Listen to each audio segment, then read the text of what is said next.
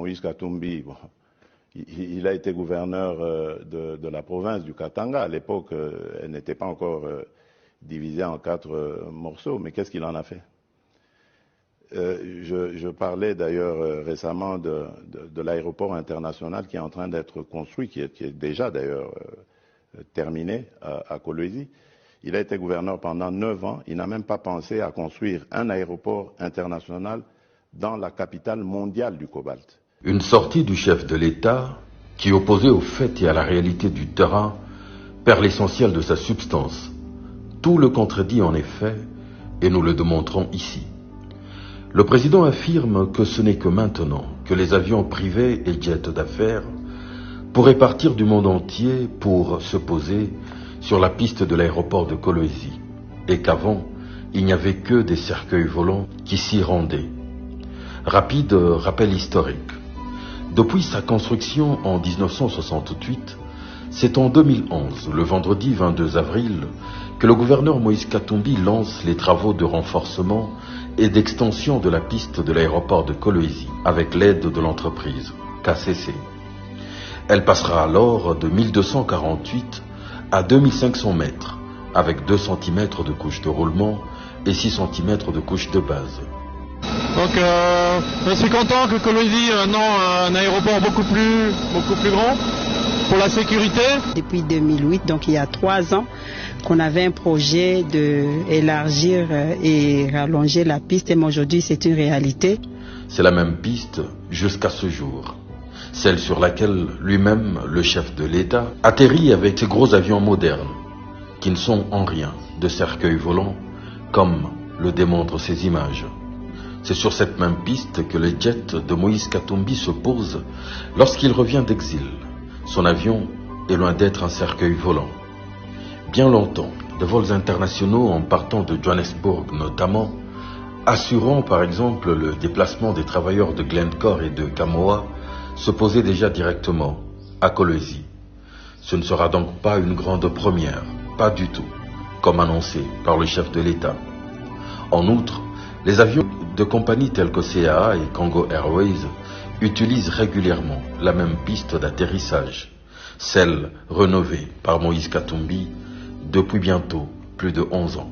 En effet, l'homme que le président accuse n'avoir rien fait au Grand Katanga est celui qui a aidé au désenclavement de Kolwezi, la capitale mondiale du cobalt, par voie routière et par voie aérienne, comme ici démontré. Le cobalt et autres minerais s'exportent par cette route Kolwezi-Kasumbalesa, entièrement réhabilitée par le gouverneur Katumbi, avec la construction, entre autres, de l'imposant pont Lualaba. Dans son état d'avant, aucune tonne n'aurait pu être exportée, vu l'état impraticable de la route. C'est ce bijou laissé par celui qui n'aurait rien fait qui permet aux exportations minières de se poursuivre et de nourrir la République.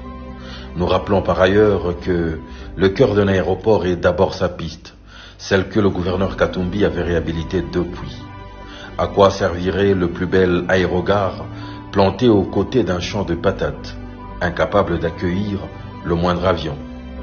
À propos d'aéroport justement, les faits rappellent que c'est encore le gouverneur Katumbi qui a sauvé la vie de la piste de l'aéroport de la Luano qui ressemblait à une dangereuse peau de crocodile, mettant constamment en péril la vie de passagers. C'est un tombeau vers notre piste. Fin du mois, si on commence par les travaux, je ferme la piste de la Luano. Son état actuel est à mettre au crédit de ce dernier. Il peut accueillir toutes sortes d'avions sans aucun problème. En milieu rural, à Puerto, il a converti une piste en terre battue en une piste asphaltée de 2 km, unique infrastructure du genre en milieu rural en RDC, inaugurée le 5 novembre 2013. Un atterrissage normal, standard, la piste est en bon état, c'est une très bonne piste. Nous sommes impressionnés. Le jour où le chef de l'État ira en campagne dans cette partie du pays, c'est bien cet héritage de Katumbi sur lesquels ces avions se poseront. En passant, rappelons le bien qu'il a fait à l'aérogare de l'aéroport de Kalemi, y construisant une salle d'attente digne et un salon VIP, loin de la cage de zoo, qu'elle fut. Il est cependant utile de rappeler que les aéroports sont de la compétence du gouvernement central et non l'apanage d'un gouverneur de province. Ce que le gouverneur Katumbi fit donc est exceptionnel. Jusque ce jour, la RVA et le gouvernement central continuent à se gaver gloutonnement des taxes générées par ces aéroports, à travers le GEPAS notamment. Peuvent-ils montrer au peuple un seul centimètre de piste construit depuis les 5 dernières années? Mission impossible. Katumbi n'aurait-il donc rien fait à la tête du Katanga? Et si l'on faisait mentir cette affirmation par quelques déclarations faites par lui-même, certains de ses collaborateurs, ainsi que d'autres politiques? Moïse doit rentrer dans Mboka, à Saliming pour Namboka, il doit retourner. Moi, je suis l'ami de Moïse, je le revendique, je suis fier d'être son ami, c'est un homme droit, correct. Nous avons la même vision pour libérer le Congo et nous sommes ensemble encore dans ce combat. Minaona kama baguverneur wengine inafaa wake mustage au Lubumbashi. Bakuifaje na ba ministre ba Kinshasa baki bafanye stage hapa Lubumbashi. Vous voulez que je dise?